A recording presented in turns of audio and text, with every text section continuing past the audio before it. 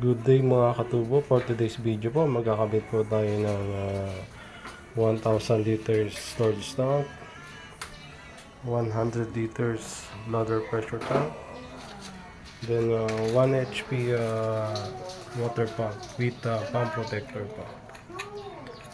So ito po yung mga fittings natin mga katubo.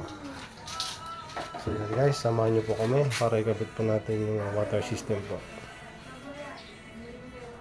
Let's go.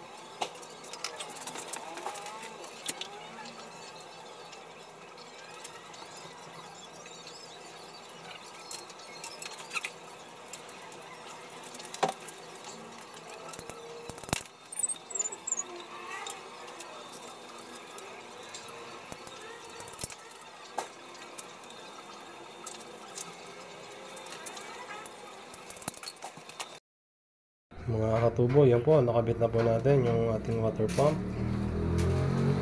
So nilagyan po natin yan ng automatic pump protector po. Ayan po. So ito na po yung storage tank.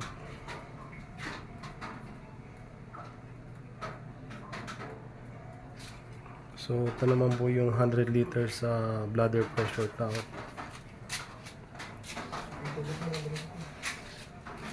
Yan po siya mga katubo. So naglagay din po tayo ng filter. Ito po sa labas. Yan po. So linagyan po natin yan ng bypass connection just in case mawala ng kuryente o pump. Meron po silang supply galing metro. So yan po mga katubo. Sa gusto po dyan magpakabit ng water system, pwede nyo po akong i-message. Thank you for watching po.